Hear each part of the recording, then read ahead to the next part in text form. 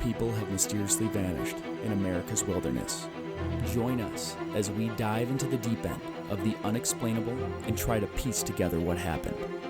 You are listening to Locations Unknown.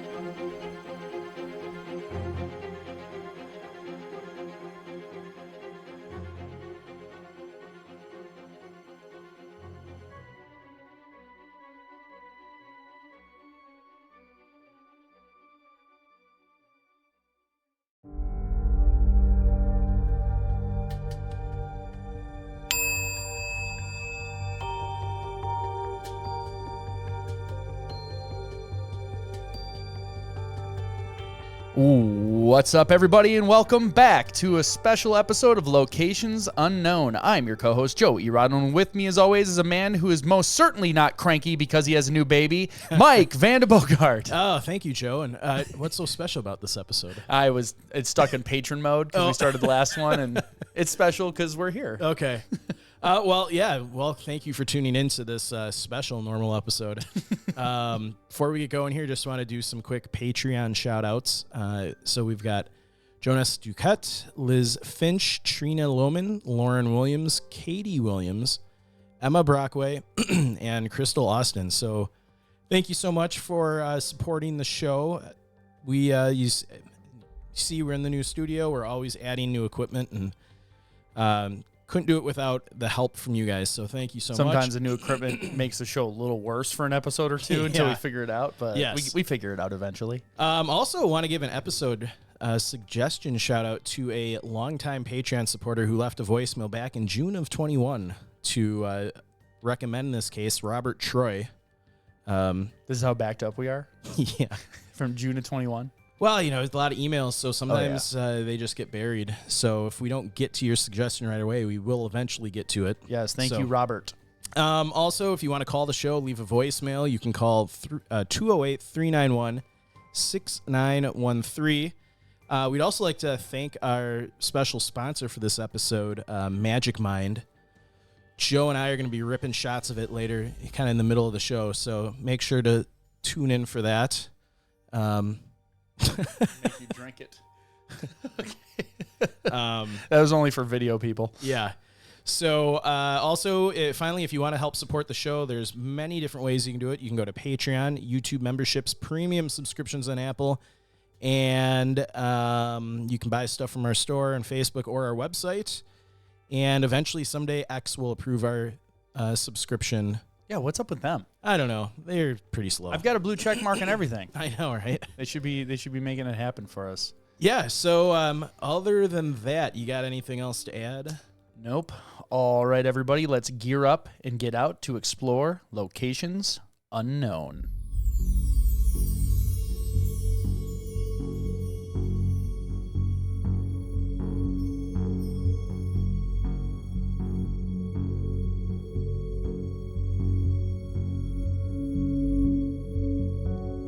With over 52 million acres, the U.S. National Park System is home to some of the most breathtaking natural features on the planet. Tens of millions enjoy these parks each year. Join us this week for an installment of National Park Cold Cases as we explore the disappearance on the Hidden Lake Trail.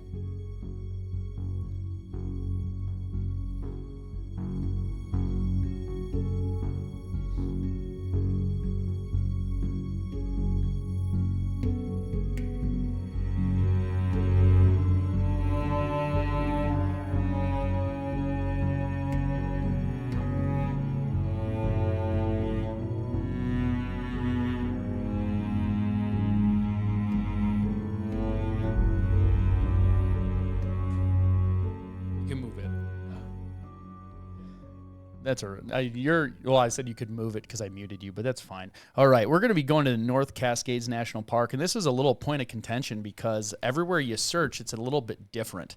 So we ended up just saying it is North Cascades National Park because that is what the National Park Service said it was. So we're going to be talking about the Hidden Lake Trail. It was, what did it say it was in the other? There's like three different one way it's 4.5. So National Park Service lists it as 4.5 miles one way. 29. No, I'm talking about the park that it's located in. Oh, one says Mount Baker, Snoqualmie National Forest. Yep. And then the National Park Service says it's in North Cascade National Park. So we're sticking with that. So for the people who lose their minds when we say something that they don't think is right, we are going with what the NPS says. So if you have a problem with that, take it up with your federal government. And we have never covered the North Cascades National Park specifically, so we are going to go with that. And I'm sure a lot of the stuff we're talking about would be applicable to the National Forest that's literally right next door to it. Yes. So. Yeah, it's like you could throw a rock in it. So we're good there. But that was obligatory based on now that we're getting larger and the comments we get. So the North Cascade National Park is 504,654 acres. It's 20th based on size in its standing. And we are talking about the Hidden Lake Trail. It's an in and out trail that is 4.5 miles one way, and it has 2,900 feet of elevation gain. So it's moderately strenuous according to All Trails. This is located in Washington State. It was established on October 2nd, 1968, and it sees about 30,154 visitors per year, and that is as of 2022. So again, we're starting to get those post-COVID numbers again, getting better idea of what's going on. This park isn't visited a lot because it's just it's tough to get around in it. So we need to go there? Yeah, I mean it's compared to some of the other parks, it's not very easy to get around in, and mountain climbers really love the park. And they do a lot of like off trail hiking to get to places to climb, which the National Park Service actually is fine with in this park. Oh, because it's so... They actually have like a section on safety if you're going off trail, which primarily mountain climbers are doing that. Okay. And rock climbers. I'm guessing they have so few people there, it's not trampling stuff enough, or there's... A lot of the implementing locations, the leave no trace. Yeah, it's just really hard to get to. Yeah, so. It's kind of like BLM land, where you're not going to get campsites, you're not going to get specifics because so few people go out into those areas. So we'll go over some of the human history in the North Cascades, in the national park and the surrounding regions. Begins 8,000 to 10,000 years ago after the end of the last glacial period. So Paleo-Indians slowly advanced from the Puget Sound into the interior mountain region as the glacial ice retreated. Prehistoric microblades, 9,600 years old, have been discovered at Cascade Pass.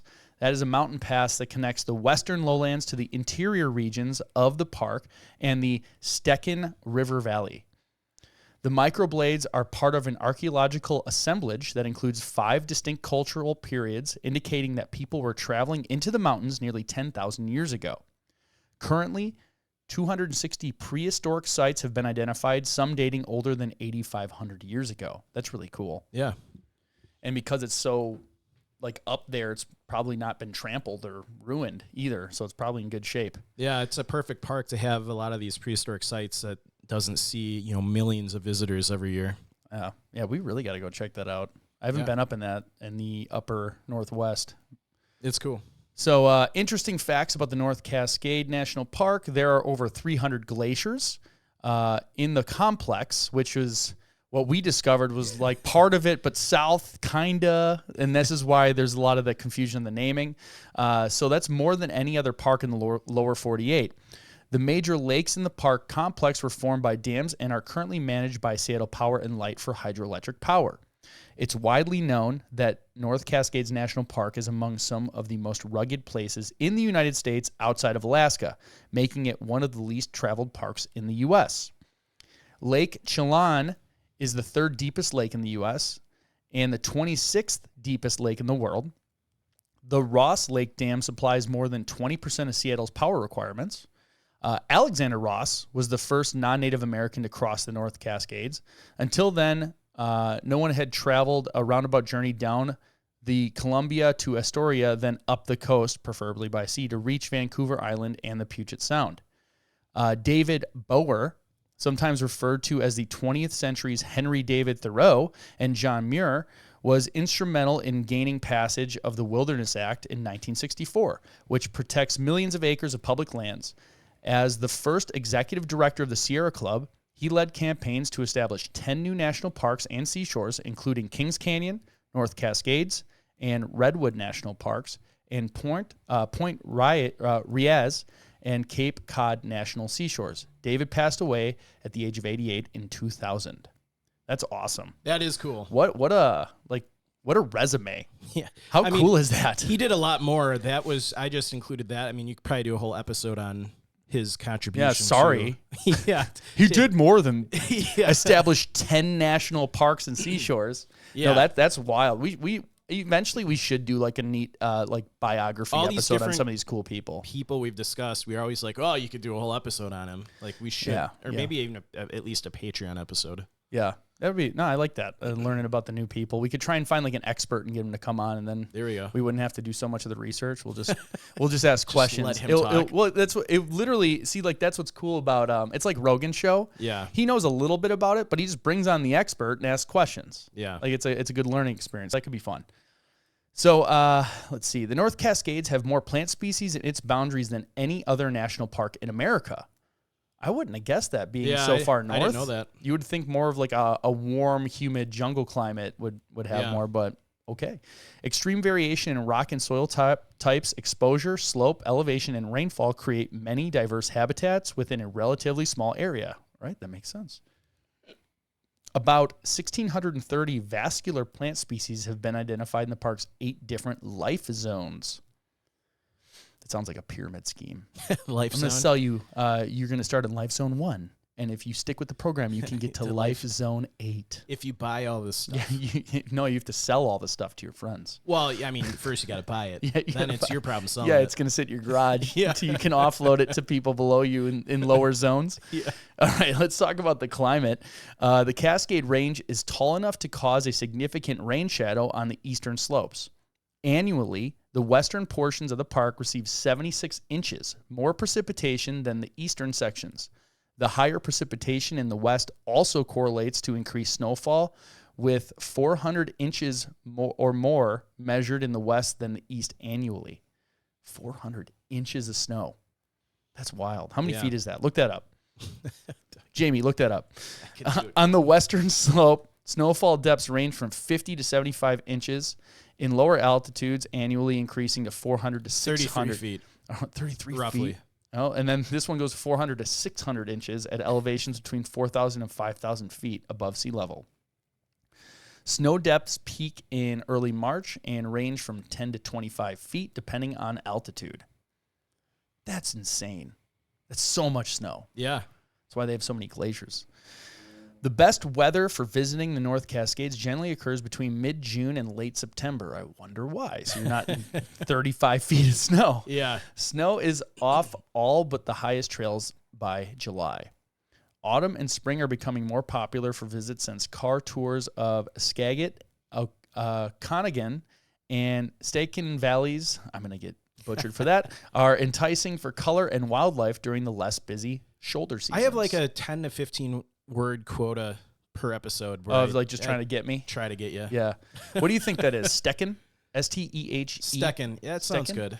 Let's put it in the Google machine because we haven't done that in a while. And I like programmed a button to make it pop up automatically. Let's see what it... Hold on, let me turn the computer volume. Stecken would be my guess. S-T-E-H-K-I-N. Let's see what it says. Dun, dun, dun, dun. Oh, I lost my mouse. Where'd it go? Here it is. Stecken. I was right. There you go. Unless Google's wrong too. That's been the case some of the times also. All right. The terrain of the North Cascades.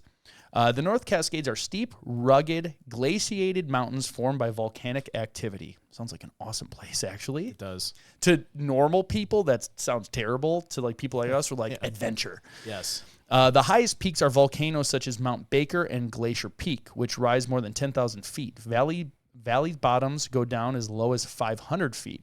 Glacially carved U-shaped valleys and I always say this wrong. Cirques are prominently featured. I say that wrong, and I've heard it many times. Yeah, I've heard it a lot. This is like the word that you say for me.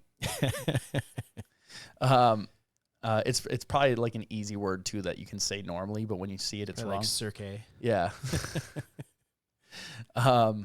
It's like key. It's spelled quay. Quay. Yeah, but it's key. It's like something. It's probably like cirque. Probably. Or something like that. All right. Anyway, many rivers drain the North Cascades and flow towards the Puget Sound, including Skagit, Silegmish, Snohomish, and Nooksack. The highest point in North Cascade National Park is Good Mountain at 9,222 feet, 220 feet. The lowest point in the park is Goodell Creek at 605 feet. Just some animals that you'll see in the park. You get mountain goats, bighorn sheep. You'll see moose and elk, coyotes, gray wolves, red fox, bobcats, cougars, mountain lions, black bear, grizzly bears. This is per the National Park Service, so nobody say anything. Shut up. Bald eagles, 225 species of birds in total, 8 species of reptiles, 13 species of amphibians, and 581 species of invertebrate. There's a lot of varied animals in that park. That is crazy, because you would think colder areas that get that much snow throughout the year would be very hard to survive, but apparently not. And not only are they surviving, they're thriving. I mean, not only you got to worry about, moose and elk, which can be pretty dangerous if you get too close, but you also have gray wolves that are pack animals. And they're smart. And you've got, cougar and mountain lions, and then you've got grizzlies. Yeah, I was just reading about bobcats too. It was bobcats, or there's something else that they've adapted to. If they're being tracked by a pack of wolves, they'll kill a deer and they'll leave kill zones so that when the wolves are tracking them, they'll come upon a kill and leave the cat alone. That's interesting. It's genius. It's like, because the cats are better at catching deer than the wolves are. So nature's so cool. You want to plan for changes in weather. So we're going to talk about tips for safely hiking the North Cascades. Although the Cascades frequently enjoy summer drought with warm, dry conditions, cool, rainy weather is possible year-round, and higher elevations are colder. Snow is possible in any month, especially at the high elevations in an early or late season. Even in the summer, warm layers and good rain gear are a necessity, and a hat and gloves are often welcome. Dress in layers so you can regulate your body temperature by adding or removing insulation. Yeah, always like an extra pair of gloves and a hat and some shirts is not a lot of weight and not a lot of space. Yeah. So ultralight backpackers are cringing right now because they're cutting off their toothbrushes to save weight, but you know what? I do like some comfort when I'm out there. Yeah. You want to avoid cotton clothing. It is cold and does not insulate well when wet. Instead, bring wool, fleece, or other synthetics which perform much better in wet and cool conditions. And one thing people don't know, I don't know if we've talked about it, cotton gets wet from sweat. Yeah. So it's not, don't wear cotton because you could get wet and you're like, oh, it's sunny, I can wear cotton. No, when you're sweating, it's going to absorb it and then it's wet. And then it's not going to be good, especially if it gets dark at night. Yeah. Well, it does get dark at night. Yeah. Well, yeah. Unless you're in Alaska. Or something erupts. And then it's going to be very bright. Safety in the subalpine environment. With a few notable exceptions, most trails typically follow valley bottoms to high passes, as the terrain is usually too steep to follow high ridges. Trails over alpine passes tend to be quite steep, so plan your daily mileage estimates with this in mind. If you are looking for alpine views, remember to factor in potential snow cover in the high country as late as July or even August. You want to travel over steep snow requires sturdy boots, an ice axe, and knowledge of how to self-arrest on steep slopes. There are no trail markers or blazes, so snow cover can make route finding a challenge. That is incredibly dangerous to try and route find on the top of a mountain where there's no trails or trees. And then you can always tell people who don't know to use an ice axe because they're using it on the high side. Oh, really? It's you need to be able to use it depending on where the slope is going. Yeah. I think I just got that backwards. No, I screwed it up. I haven't used an ice axe in a while, so I'm just going to shut my mouth. Stream crossings. When I'm talking, Joe will look up the proper use of an ice axe. I will. Just because I've used it. Now, I thought of it, I'm like, wait a minute. No, I think that's wrong. I've never used an ice axe. I remember when we did it, it was the guide who was telling us, it's like, he said you kind of use it the opposite of what you'd think. Yeah. But the idea is, I think it is in the high side because you want to get it in the snow. Okay. So that you can you want it to go in the snow if you start to slip. Well, you look that up when I'm talking. I will. I'm curious now. Yeah.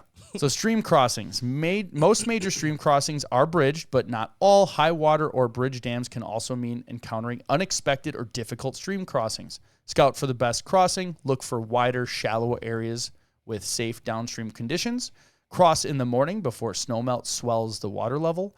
You want to unbuckle your pack straps, wear secure footwear, and angle your travel across the current. Never tie yourself while you cross. Never attempt an unsafe crossing, and if in doubt, turn back and wait for help.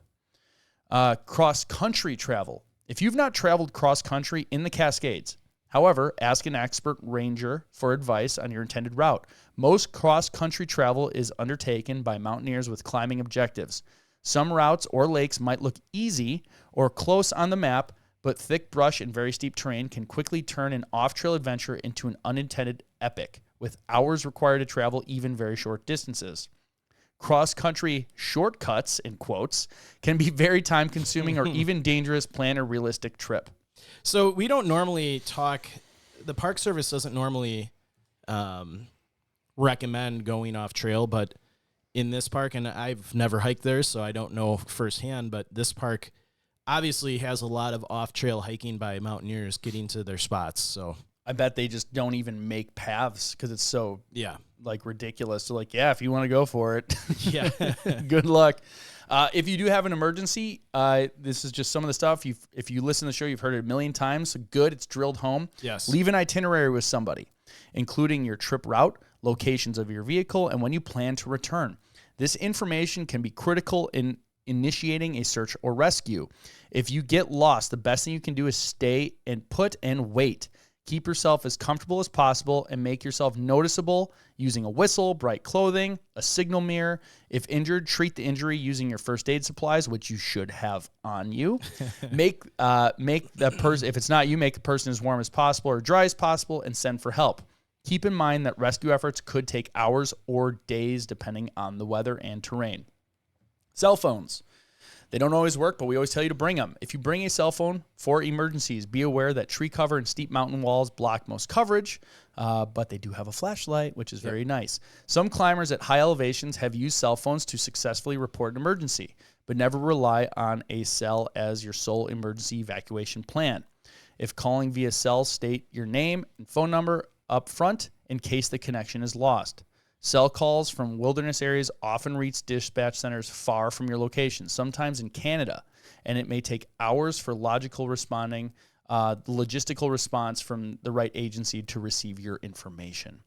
So the overall difficulty of Hidden Lake Trail, our friends over at All Trails, which I'm still trying to get to sponsor the show, say it's an 8-mile round trip. It's steep, gaining feet in 4 miles. Gaining 2,700 feet in 4 miles. It starts at 3,600 feet in thick vegetation, typical of a rain-soaked North Cascades, and wind into the alpine meadows. Windies. Yeah. In the alpine meadows of wildflowers before reaching a rocky granite saddle, and then at 6,700 feet, the lookout itself. They list the trail as hard because of the elevation gain and all that good stuff. So, Mike, I think I'm not talking very good because I haven't yet drank this Magic Mind stuff that we've heard so much switch about. Back to the full screen. I got to go back. Oh, yeah. So, thank you again to Magic Mind. They've been a sponsor in the past. We've both been longtime users of the product. We got a case of it. Yeah, they sent us like a case and a bag full of them. What's this? Here, I'll hold up to the camera. You keep talking about it. It's really funny. So the last time Joe and I spoke about Magic Mind, it was just after I had my first child. Yeah. You're literally like, I'm tired because I have a new baby. Yeah. And so here, cheers. Salud. Salud.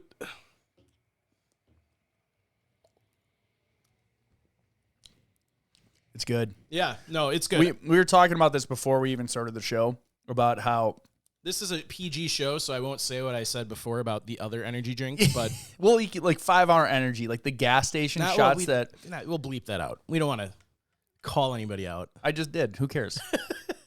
What are they gonna do? Sue us and then get us more exposure? No. Yeah. So okay, those other drinks that last for a specific amount of hours, they don't taste good. They give me a headache, and like it comes on hard and then goes away fast. I know. I don't know. 5 hour. I mean, it should be like 5 minute like rush, and then you're like falling asleep. And then 4 hours of shakes. Yeah. But no, I was saying, the last time we spoke about Magic Mind, was after his first child, and I think Magic Mind might be stalking me because I just had my second child 2 months ago, and I'm again exhausted all the time. Now, also with a 2-year-old at home, it's just a destruction. And something like Magic Mind is great for, I would take it in the morning, but sometimes I'm taking them in the evening just to get through the last couple hours of the day. And look at the label, Joe. Well, that's one thing we talked about last time, but we have a lot more listeners now. What I like about it is I don't like a lot of fake chemicals and stuff. Yep. So when you look at the ingredients, it's the first ingredient, organic matcha green tea. Yeah. So that's the most of it is matcha green tea. Then you have organic agave, passion fruit, natural vanilla, red beets, and potassium sorbate. So it's a lot of natural stuff. They're not putting a bunch of dyes and chemicals in there. Yeah. It's only 21 calories, and total is 3 grams of sugar. Yeah. No, and sugars and everything. If you're trying to lose weight or cut down. Well, that's probably from like the beet or something. Like it's such a small amount of sugar. It's probably the natural stuff that's in the stuff they're putting in it. So no, but I mean, this stuff really is great if you're a caffeine addict like I am. And you are a caffeine addict. I love caffeine. You have caffeine pills. Yeah, but that's a whole nother level. It's to get you going in the morning. Yeah, tell yourself that. No, I love this stuff, and the company is a good company too. We've talked about them before, but Joe just read off some of the ingredients. It can help with your memory, which I need a lot of help with. Mood, I'm always cranky and grumpy right now, so it's great for helping me, get in a better mood. Not sleeping damages my focus. This is great for that. Oh, it says it's best served chilled. I don't think we've ever. We got to throw it in the refrigerator. No, we've already. Yeah, I've only drank it room temp, and I like it just fine. But it's probably really good cold. We're totally gonna throw those in the fridge. No, and they, they're a good company. They have a goal of going carbon neutral, and they donate to reforestation programs, and they contribute 5 cents of every bottle sold to mental health charities. So at least you're helping out some worthy causes. What did you say? 5 cents of every bottle sold? Yeah, goes to different charities. Mental health charities. Lion's Mane, cordyceps mushrooms. So it's got the nootropics in there. It's got vitamins. It's got a lot of good stuff. Yeah, it's good. And I mean, committed to carbon neutral production process. Yeah. Reforestation programs, Northern California and the Amazon. So it's a good company.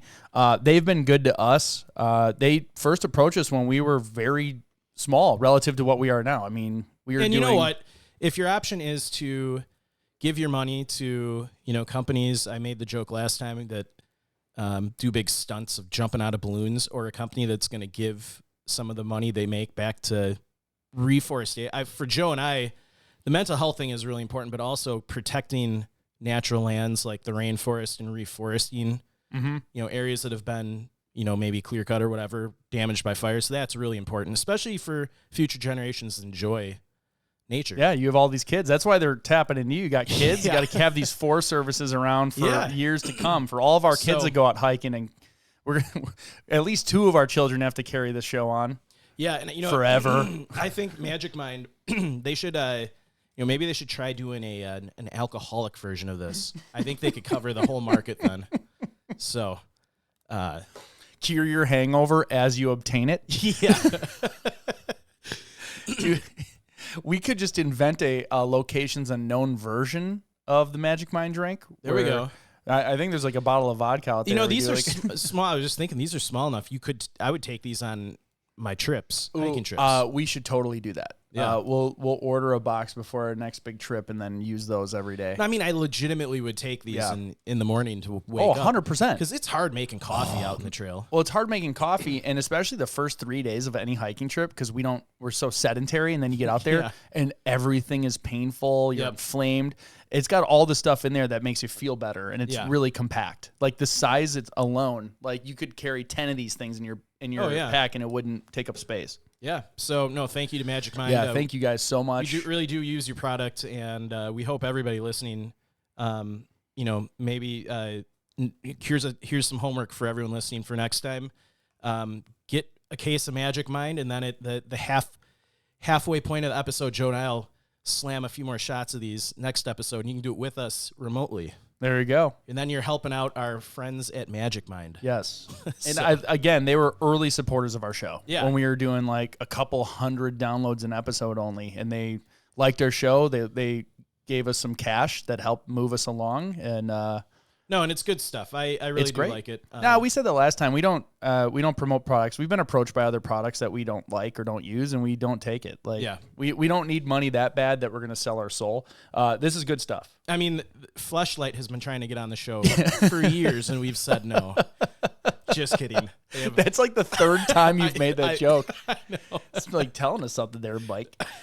On that note, Magic Mind is a great energy shot. It's healthy. It's got good stuff in it. And then with that, let's go into our character profile and learn about Rachel Lakoduk. So, like Joe said, we've got two people that have gone missing on this trail, the Hidden Lake Trail. And our first subject is Rachel Lakoduk. She went missing on October 17th of 2019, a Thursday. Now, interesting for both these cases is the remains have been found for both cases, which is something that normally isn't the case. So her remains were found. I won't tell you the date yet, leave you in suspense. She was a female, age 28, 5 foot. I think you're not supposed to say it at all in the beginning. Well, I mean, a simple Google search will, let you know that. But so, age 28, she was 5'4", 130 pounds. She had red hair, brown eyes. Gear she was last seen in was a green hiking backpack, purple sleeping bag, orange sleeping pad. Yeah, for our video watchers, I have her missing persons report pulled up, and it has her image as well as the stuff she was using. Yeah, she was in a blue Begale. She had blue Begale hiking poles. I'm not sure if I'm saying that right. She was wearing thermal tights under shorts, a long-sleeved shirt under a NASA tank top. See, we should have drank these before the show because I know they got to kick in now. I did have one before the show, and then I took another one. Oh, you really do have a newborn at home. Yeah. This is just to make sure I can drive home. You're going to have like 7 more before we leave. The case will leave. be gone before we're done. So, her personality, so she really loved animals, and she also wasn't afraid to speak her mind, so a very confident person. Her and her husband... for a while traveled as missionaries to places like India, South Africa, Ireland. But sadly, they got divorced the August before she went missing. And then she moved back in with her dad at Moses Lake. It's unknown if she had experience in this location, but she did really like to hike, and she's done it before, and family and friends said she was pretty experienced at hiking just based on how much she's done it. So. I can tell you based on her gear, she's an experienced hiker. Yeah. I mean, the only people that have good gear like that either have too much money, never hiked before, or are good at hiking. Yeah. And invest in their gear. Yeah. Because it really can, make the difference. Yeah, absolutely. Nice pair of boots and a good pack and some light gear. Okay, so... jumping right in the timeline here. So prior to Rachel's hike, Rachel had planned to spend the night at the Hidden Lake Lookout for her 28th birthday. It was a bucket list objective her and her husband, Jamie, had wanted to do. They had planned to do it together in 2018, but he had worried they weren't in good enough shape, and they pushed it a year. And then, unfortunately, they ended up getting divorced, so now she ended up doing the hike alone. So... it's now October 17th, 2019. It's a Thursday, 7 a.m. Rachel woke up early that day and drove her white Jeep Cherokee westbound out of Moses Lake, Washington. When she arrived at the park, she registered for her hike at the ranger station and then parked at the Hidden Lake Lookout Trailhead. So she's doing the right thing. She's letting the rangers know what her plan is. So it's now October 17th, 2019. Still Thursday. It's 2 p.m. Around this time is when they think she started her hike.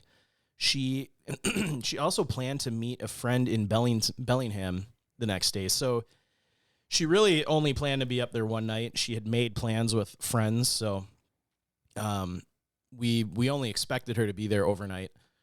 So now it's same day, October 17th. It's 4 p.m. Rachel had made it about 2.5 miles up the trail and was at 5,500 feet of elevation. That's when two hikers coming down saw her. They stopped and chatted. This was right around when a pretty nasty winter storm was rolling in and snow had already started falling. She asked the couple coming down about conditions ahead. They told her they'd turned back at 6,200 feet. The trail was hard to follow, obscured by snow above the tree line and exposed to the elements, exactly what we warned about in the safety tips for this area. The couple was also very surprised how she was dressed. Like we said, thermal tights under shorts and a long sleeve shirt under a NASA tank top. But they said she seemed confident, had other clothes in her pack, and was moving very well. They eventually told law enforcement. So debatable that the gear she had on was right for that condition. I don't think I'd be hiking in those, that light gear. So it starts right here. I thought it started way down, but there's a tiny parking lot right here. Yeah. So I'll zoom out a little bit. There's the lake. So it doesn't seem like a lot, but you can tell, what was it, 2,700 feet of elevation gain? Yeah, and you 4.5 miles. Yeah, that's gnarly. That's not easy. Yeah, that's a nice little hike. That's a cool hike, actually. I'd love to do this hike. All right, keep going, sorry. Yeah, so, the couple that was coming down were surprised that she seemed kind of underdressed for the conditions. I am too, based on her, experience, according to her family. If I was hiking and it was snowing out, I'd have some kind of winter gear on. So the couple that she encountered continued down the trail towards the trailhead, and Rachel had continued up. What happened after that contact with Rachel and the couple is all just speculation. No one really knows what happened. But shortly after the area where she met that couple, the trail takes a hard turn to the hiker's left. And in a snowstorm, this would be very easy to miss. According to her father, Brad Tripp, he believes she missed the turn and at some point realized things were bad and tried to turn around, but at that point was lost. Say that last part again, where it takes a hard left. So she met that couple about 2.5 miles up the trail, and it takes a hard turn to the hiker's left. Hiker's left. Okay, so I'll go. Keep going. I'm going to find that spot on here just because I'll start this over. So it's now October 18th, 2019, Friday evening. This is when she was reported missing. Her Jeep was also located by a sheriff's deputy in the parking lot of the trail. At this time, the storm had really set in, and it actually was bad enough that the search and rescue operation had to be halted on Friday due to the poor conditions. So now this is interesting. So going forward now, we have the search and rescues going on, but I've got her mom was very good about posting updates for the search on the Find Rachel Facebook page. So these are all quoted statements from her mom, kind of going over the timeline as it happened for the search and rescue. I think they're talking about right here. This is roughly 2.5 miles. Okay. And this is pretty steep. Yeah. So it's a hard left, and then there's a switchback to get across here. Yeah. So I could imagine this looks like a water. If you're looking for something like this, you could think you have to go straight across. And this looks pretty steep if you went in the wrong spot. Yeah. So and if it's snow covered or the visibility is very poor. if it's snow covered, I can't imagine that'd be easy to catch. Yeah. So, all right, it is October 21st, 2019, which is a Monday. This is a statement from her mom on the search and rescue. So, Rachel's rescue has been turned over to the Skagit County Sheriff's Department. Tomorrow, they're sending out a 4-man ground SAR crew. In the afternoon, if the cloud cover rises a bit, they'll fly in with another helicopter. If Tuesday's attempt fails, an extensive SAR team and the Whidbey Navy will each attempt a rescue, coordinating their efforts to retrieve Rachel from Hidden Lake Peak. So at this point, they kind of assumed she was stuck on the peak And because of the weather, search crews weren't able to get up there yet. So they were holding out hope that she was holding out in the little cabin on the top. So I'll see if I can see that on the Google one. I won't see it on All Trails, but yeah, I don't know if it'll show up on the map. But yeah, there's a little cabin at the top. So they were holding out hope that they would find her up there. So it's now. Yeah, there it is. Oh yeah, there's a little cabin. So that's what everyone assumed. Everyone figured, well, the weather got bad. She got to the top, and now she's stuck up in the cabin. So it's now October 22nd, 2019, Tuesday. Search and rescue workers were finally able to reach the Hidden Lake Lookout. They hoped she had taken shelter in the cabin at the top, but she was not there. The trail to the lookout was covered in 2 to 6 feet of snow at this time, which had all fallen since the day Rachel went missing. So she was missing, and then 2 to 6 feet of snow fell. That's a lot of snow. So before Tuesday's search, they confirmed search and rescue crews had tried to ascend the mountain twice since Friday with hopes of finding Rachel. They had to pull back each time due to snowy, unsafe conditions. At the time, Rachel's sister had told law enforcement she believed Rachel had water and some food with her. Her sister was quoted saying, "She was prepared for a moderate hike and to spend the night. She has hiked before, but I wouldn't consider her very experienced." So here's another statement by her mother. "Minutes ago, we learned that our sweet Rachel never arrived at the Outlook Tower. There'll be a dog and personnel search for her tomorrow to look for her body." So I think the family at this point was starting to resign themselves that it's now kind of trending towards recovery and not, or they're not going to find her alive, sadly. So it is now October 23rd, 2019, a Wednesday. Another statement by her mother. So 3 canine packs, a 15-man crew on the ground, and a helicopter search with rangers who know the terrain. It's a roller coaster of emotions and uncertainty. The odds of finding Rachel alive are slim, but the rangers told us this morning that this is still a search and all capitals rescue effort. So they're holding out hope. In those conditions, with her, the gear she had, I think most people probably knew they weren't going to find her, but alive, that is. So it's now October 24th, 2019, Thursday. Next statement by her mother. "No dogs today. 3 SAR mountaineers are on the mountain checking a specific tree-lined area. Helicopter crew is up and checking the terrain. No search tomorrow due to adverse weather, but the search will resume on Saturday and Sunday." So it is now October 28th, 2019. We have another statement from her mom, and this is kind of at the point where the search is about to wind down. So Rachel's mom posted this on Facebook early Monday. "With heavy hearts, we report that search and rescue attempts now have changed to the status of recovery only. Despite multiple efforts to rescue Rachel off the mountain, none of the SAR teams were able to locate her. Their determination and dedication never wavered. They employed every resource available to them, and the Marble Mountain Ranger Station will send a helicopter up again Wednesday to search the forecasted snowmelt above the tree line. We thank the Sheriff's Department for handling our family with compassion." So it's sad, but in reality, no one's going to survive that long in the elements. So they kind of switched it over to a recovery mission. So now on November 1st of 2019, we get an update from the county sheriff's office. They wrote, "Search efforts are resuming Saturday and Sunday for the missing hiker, Rachel, at Hidden Lake Lookout. An aerial search of the area was conducted Wednesday. Ground searchers and mountain rescue teams from around the state will be searching this weekend in areas that have not been previously searched. We have also requested canine teams and drone operators that are with certified search and rescue teams." So they're still trying, and nothing. They haven't found anything yet. So November 6th, 2019 is when the official search ended.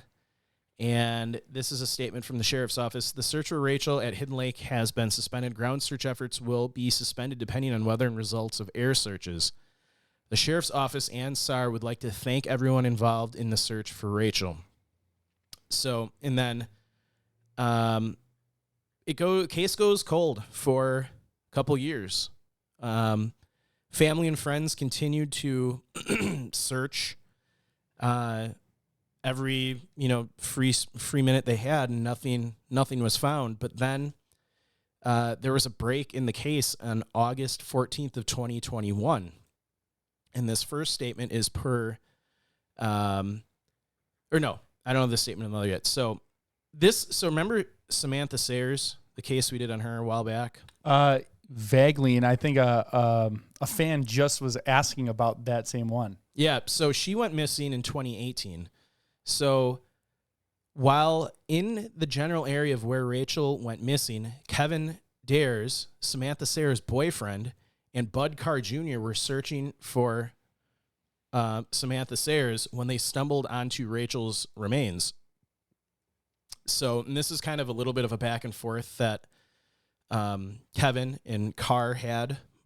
So while out looking, Carr says over the radio, "Kevin, status report." Kevin responds, "I'm at 4,500 feet.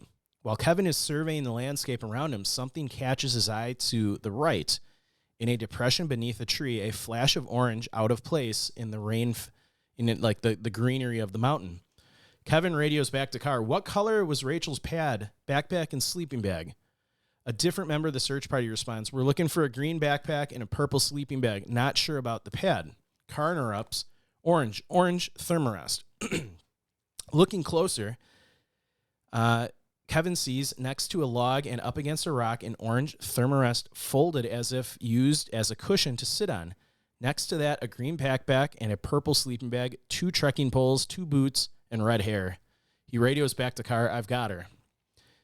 Kevin found Rachel's remains at 4,500 feet, 1,000 vertical feet below where the 2 hikers chatted with her. She was 3,300 feet and 3 miles from the road, but she was on the right track. A winter storm was brutal at that point, and she was trying to head down.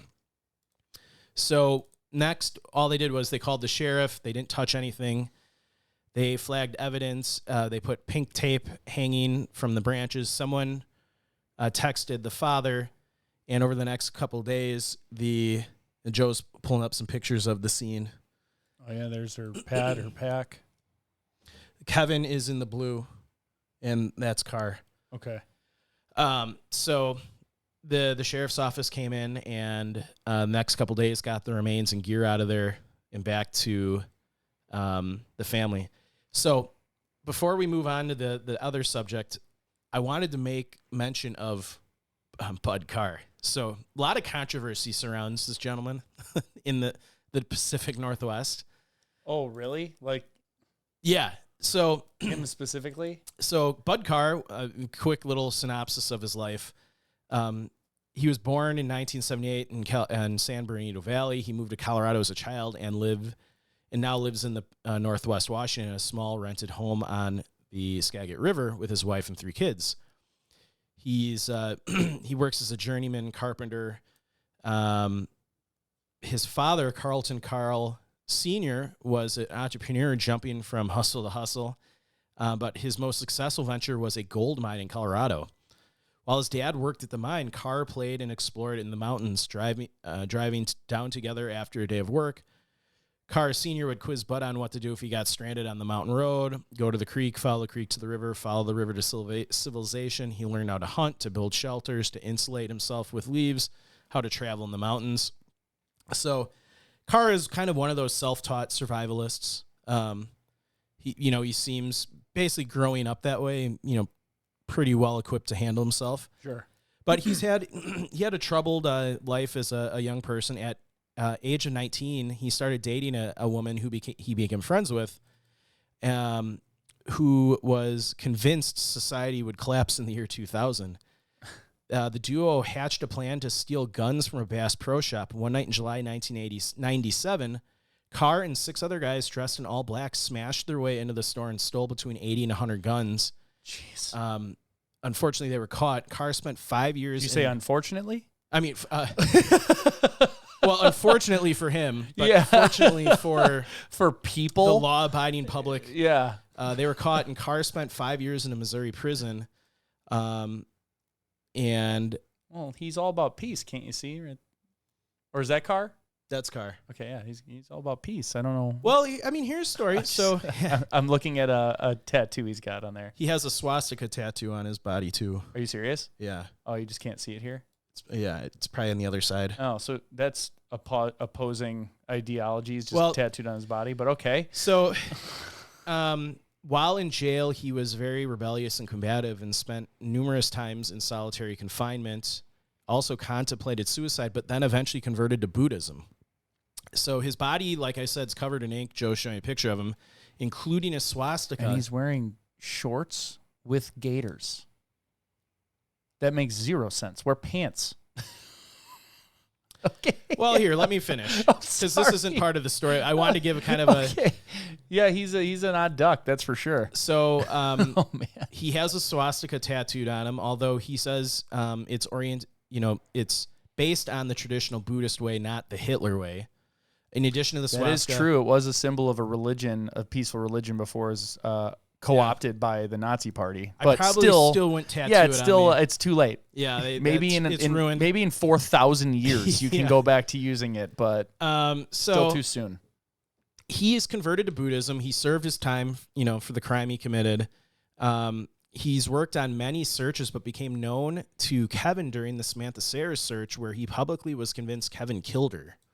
But then he met Kevin, and Kevin turned out to be grateful that Carr was searching. He thanked him, and the two ended up searching together. But the drama continued even after the official search for Samantha ended. Several GoFundMe campaigns popped up. Folks started questioning where all the money went. Carr posted a picture of himself lying in the forest surrounded by expensive freeze-dried meals.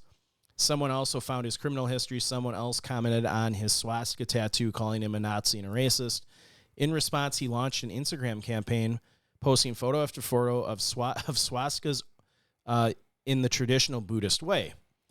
And then there was a drone operator who also started a GoFundMe campaign who accused Carr of pretending he served in the military because of all the military camouflage he wore. Carr posted a 30-minute live YouTube video during which someone called him ridiculous. He responded by calling them a weak A fool. I had to keep it PG. Yeah. And challenged him to meet him on the mountain. The meeting never happened. And then another gentleman, Ron Goins, for 20 years has worked with County Search and Rescue in Western Washington in one form or another. He's proud of what the volunteers do. He's a staunch defender of Washington's system, calling it the best in the country by a mile. He's also a frequent online critic of Carr, and he's an administrator for The Truth of the Sam Sayers Case Uncensored Facebook page. His biggest complaint, Carr's ceaseless self-promotion. A paramount code in the search and rescue world, he said, is to not squawk about victories or defeats. The videos, the posts, the paramilitary theatrics, all that makes Goins and others roll their eyes and, in his view, undermines Carr's mission.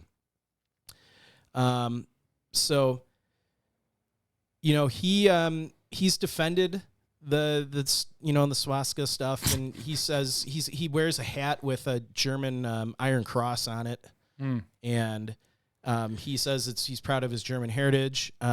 He's just a rabble rouser that hasn't figured it out yet. Yeah, no, I'm not basing off anything, but it just sounds kind of like not a bright fellow. No, and I mean he's in the search and rescue circles. I'm being nice. Yeah, in the search and rescue circles in the Pacific Northwest, he's seen as a villain. In late July, the Tacoma Mountain Rescue Unit Facebook page posted a photo, which was photoshopped, of a bearded man with a Pinocchio-length nose wearing a do-rag and smoking a cigarette. The post called out the search for money operators who peddle lottery odds fantasies to vulnerable grieving families. They wrote out, they quoted, "Would a glove or a boot bring closure to a family? Not in our experience," the Facebook post states. So I just wanted to... It's like a soap opera. I wanted to include that because it's very interesting. This guy, Bud Carr, does go out and search. He's trying to find these people. He says he never gets paid for the searches, like he doesn't ask for money. Yeah, but he just shamelessly self-promotes himself as a hero and a rabble rouser. And I mean, you got actual legitimate mountain rescue teams, Yeah. The search for money operator, it does seem kind of scamish, this family's just lost somebody, or they're desperate to find him, and someone comes in and says, "Yeah, I can go help you. I'll find him." Yeah. And like when the odds are stacked against. I'm that. gonna go ahead on the record and say he's not a good person. And I'll just stay it there. Bad people can do good things every now and then. Yeah. I mean, he's doing a good thing, and his motives maybe are not as pure heart. Yeah. But it seems like the bad things are outweighing the few good things. If he truly is not, asking for money, and he's going out there searching after the official searches are over, I guess more power to him. Yep. But so I don't know, that was just interesting. We've never had a case where like such a controversial person. There's a SAR villain. Yeah, SAR villain. Like that's new. So I just wanted to bring that up. I pulled up some trip reports on All Trails too from the day after. So this is literally the day after the day she was reported missing, October 18th. 5-star, great hike, but we did not finish it. About a third of the way up, the trail was covered with a fresh blanket of snow, masking the trail. We had to break trail across the traverse and use a GPS and a few visual indicators to stay on the trail. We turned around less than a mile from the lookout due to worsening blizzard conditions and increasing depth in snow. We saw a search and rescue going up on our way down. They were looking for a missing hiker. They did not make it to the lookout either because of the bad weather conditions. So it's possible that she was probably still alive at this point and just hunkered down. Yeah. And the worsening conditions, my guess. It just got worse and worse. Yeah, the next day, snowing a lot in the meadows, almost made it to lake. However, due to falling and being pregnant, we decided to turn back before I got hurt. Would love to see the trail in winter. Then on the 22nd, someone gave it 1 star. There's a search and rescue effort underway for a young woman. She started her hike last Thursday and has not been heard from. The weather has been too bad for a team to get there and search for her.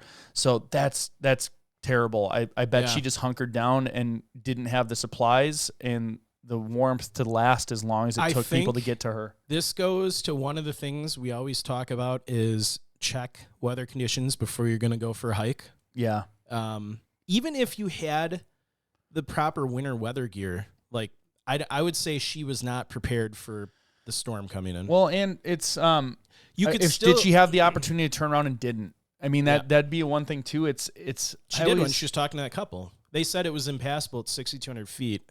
And she just kept going? Yeah, if someone told me that, I'd be like, all right, well, let's try it tomorrow. That's where I don't have a death wish when I do this stuff. No. If I haven't experienced someone with me saying don't do something, I'm like, okay. Or if someone's coming down the mountain and they were just up there and said we couldn't go further. Yeah. I'd be like, all right, well, I'll walk down with you guys. I'll be honest. It would depend. If I saw a pregnant woman who said I can't go further, I might go look. Yeah. But if I seen a couple dudes in full trad gear, like teched up saying it's not worth it, that actually happened to us in Longs Peak. Yeah. We wanted to summit, and there were 2 dudes came up that were wearing their Everest jackets because they had summited Mount Everest, and they said, it's too dangerous. I said, well, that means it's too dangerous. Yeah. I'm like, all right, dudes that have summited Everest said this is too dangerous. We're not going. No, I mean, at the end of the day, like hiking is supposed to be, it's fun. It's not our job. Like, I'm not dying doing it. Like, if I don't have to. Yeah, you have newborns and well, just, I mean, unnecessary risk. I mean, especially if you live out there. Yeah. If you live, like, near this, just come back when the storm is gone. Yeah, come back.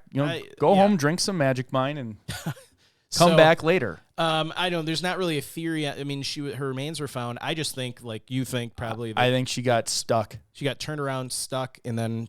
It looked like from that one image. I'll pull that up one last time, and then we'll move on. It looked like from that one image that no, not that one. The one where you can see her gear. This one.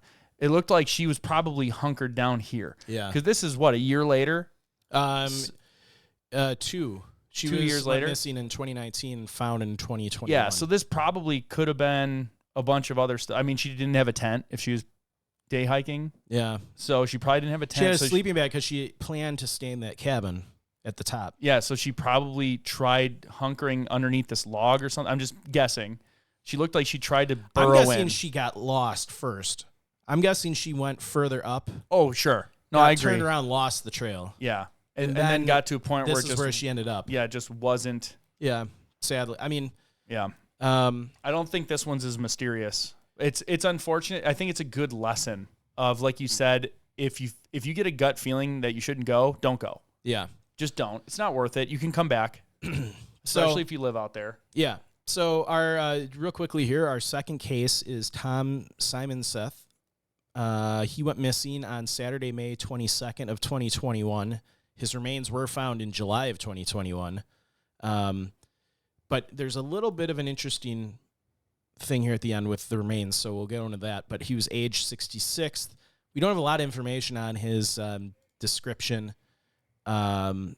He didn't have any medical issues that we know of. Mike Woodmansey, who was one of his hiking companions and an experienced hiker who volunteered with search and rescue, said Tom has been, we got some window love. Tom has been very athletic his entire life. So everyone said he was an experienced hiker, according to his friends. Mike and Tom hiked the trail in October 2020 and then returned to try and hike it again in the spring of 2021, but turned back because of snow. So he has hiked this trail before. So timeline for this one starts off on May 22nd of 2021. Tom left for his hike and was supposed to be back home by 7 p.m. Tom's wife, Rose, said she began to worry when she didn't hear from Tom. I was cooking dinner for us, and at 6:30 I realized he hadn't called me like he said he would when he's off the mountain. So Rose phoned his friend Mike later that evening, and they contacted the county sheriff's office. Mike and Nelson...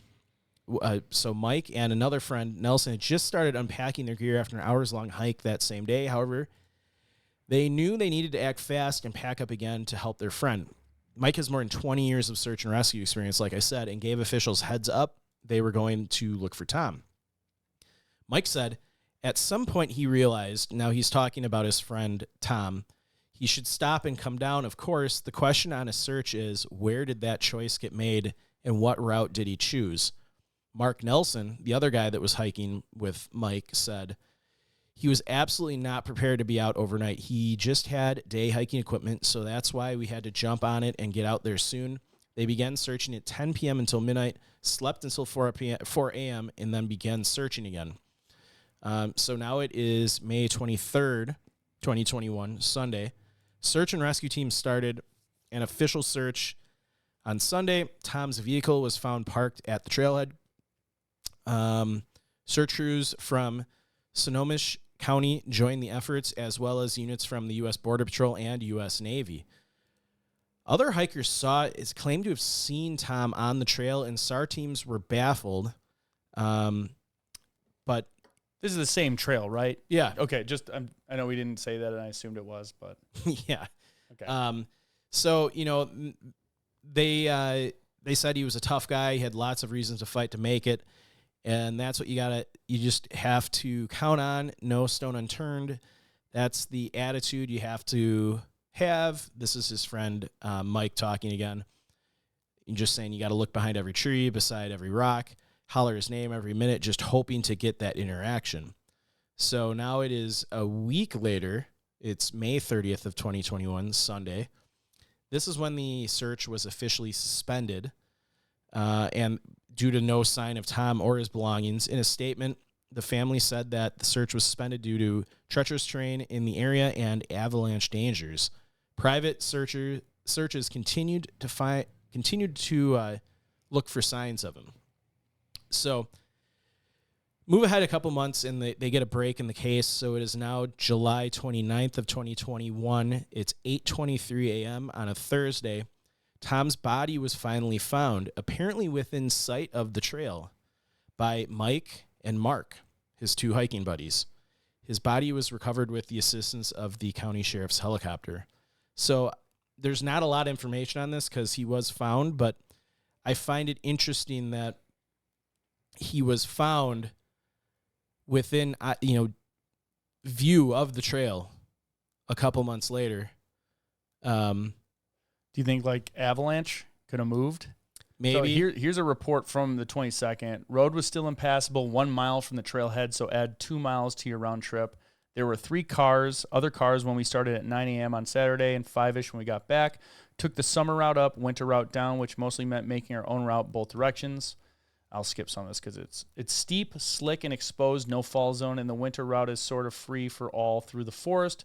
We realized towards the bottom on our way back that there were red ribbons in the trees marking the winter route. We stopped at the saddle between Hidden Lake Peak and the Lookout Peak due to dicey snow conditions and lots of avalanche debris on the approach to the Lookout.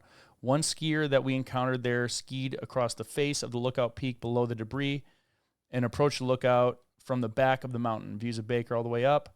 Then we had, right there on the 23rd, missing hiker, if anyone's been up there. He describes him. Search and rescue's not located him. Please contact authorities. So all the way to June 1st, someone put current conditions still fairly snow-packed, trail covered with plenty of downfall. After 1.5 miles or so, you'll encounter some sketchier ice or snow sheets. Wouldn't recommend going further. Same day, creek crossings are unsafe to cross. Wait another 2 to 3 weeks. So it was pretty intense during those periods, basically. I like your theory that during the initial search, maybe they didn't find him because he's probably covered in snow, and then maybe an avalanche moved the remains, and that's why they found him within view of the trail on July 29th. It seemed like it was just being hammered during that period of time, and stuff was moving around. That would be my only guess, is if he's within view and you've experienced people and they looked again, and then all of a sudden they find him. Yeah, it's, both these cases are interesting in the fact that they seemed like experienced hikers, yet they went out in conditions that I wouldn't hike in an alpine environment. Doesn't seem fun. I think I chalk this up to, we talk about it where sometimes you can get a little complacent with your experience. So if you, and it could also be too, they did know what they were doing. They did know how to handle it, and you can still have accidents. You can have the people that their best are doing something and still make a mistake. And if you're in a treacherous situation, there's no room for error. You make a tiny error and that's it. I guess for me, if I lived out there, why add all that additional risk on to something I could do in a few days when it's clear? I don't get that.